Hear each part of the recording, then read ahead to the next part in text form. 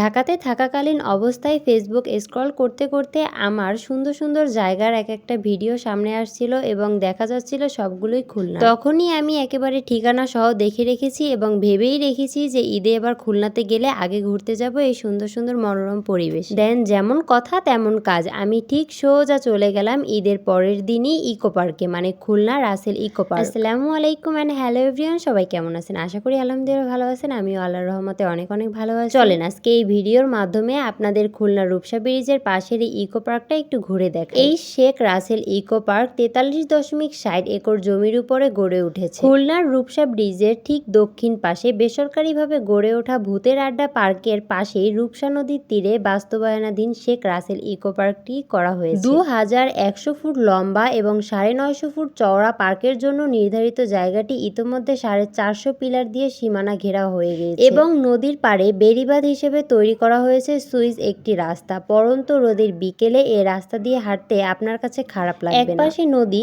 অন্য পাশে কাশফুল বন আপনাকে নিয়ে যাবে এক অন্যরকম পরিবেশে। ইকো পার্কের কাজ কিন্তু এখনো চলমান থাকলেও শত শত দর্শক পার্কের মধ্যে নয়নাভিরাম দৃশ্য খুঁজতে প্রতিদিন ভিড় করছে। সূর্য ওঠা আর অস্ত যাবার দৃশ্য বুকে নিয়ে তাড়াতাড়ি বাড়ি ফেরেন তারা। ঠিক আমিও ওখানে গিয়ে আমার ফ্রেন্ডদের সাথে অনেক আড্ডা মজা করলাম। আর আমার কোলে যে বাবুটা দেখছেন ওটা কিন্তু আমার বান্ধবীরই মেয়ে ছিল। তো মন যদি কারো খারাপ হয়ে থাকে তাহলে অবশ্যই আপনারা রূপসা ব্রিজের পাশে এই ইকো পার্কে অবশ্যই ঘুরতে যাবেন। বিশেষ করে ফ্রেন্ড সার্কেল নিয়ে গেলে খুবই আনন্দ পাবেন। আর সব থেকে ভালো হবে যখন আপনি পড়ন্ত বিকেলে ওখানে যাবেন, কারণ সূর্য ডোবার ওই মুহূর্তটা খুবই সুন্দর। আর নদীর পাশে বসে থাকলে আপনার মন এমনিতেই ভালো হয়ে যাবে। এই পার্কের কাজ এখনো চলমান, তাতেই যে পরিমাণ লোকের ভিড় জমেছে। এই পার্ক যখন সম্পূর্ণ কমপ্লিট হয়ে যাবে তখন মনে হয় টাকা দিয়ে ঢুকতে হবে, যদিও এখন কোনো টাকা পে করা ছাড়াই ঢুকতে পারবেন আপনি অনায়াসে। এই পার্কের ভিতরেও আপনি চটপটি, হালিম, ফুচকা, চিপস, বিভিন্ন ধরনের চকলেটও পেয়ে যাবেন। আর ভিতরের পরিবেশটা খুবই ভালো। শুধুমাত্র এখানে যে গার্লফ্রেন্ড বয়ফ্রেন্ডরা যায় তা না, পরিবারের প্রত্যেকটা মানুষকে নিয়ে আপনারা একসাথে এখানে ভ্রমণ করে আসতে পারেন অনায়াসে। আর শহরের